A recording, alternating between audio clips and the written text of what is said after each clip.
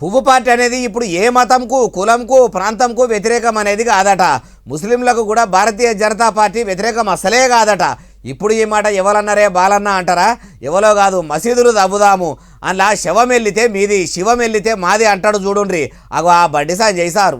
అయ్యా భరతమాత బిడ్డనని చెప్పుకునే బండి సంజయ్ సారు ఇక సురువు చేయండి మీ సుప్రభాతము. సబ్కా సాత్ సబ్కా వికాస్ సబ్కా విశ్వాస్ సబ్కా ప్రయాస్. ఈ మతము ఆ మతం కాదు, మేము ముస్లింల వ్యతిరేకం కాదక్క, మీ ఎంఐఎం పార్టీకి వ్యతిరేకం మేము. అయ్యా మరి ఇప్పుడు ఎంఐఎం పార్టీకి ఎందుకు వ్యతిరేకమో కూడా అందరికి అర్థమవుతాడు చెప్పుర్రి. ఇలా ఓల్డ్ సిటీలో హైదరాబాద్ లో ఎంఐఎం పార్టీకి ముస్లింస్ ఓటేస్తలేరు. ఎంఐఎం పార్టీకి ఎందుకు ఓటేస్తలేరంటే ఆ గల్లీలు లెక్కనే ఉన్నాయి. కనీసం ఓవైసీ కుటుంబం ఒక్క రోడ్డు కూడా వేయించలే.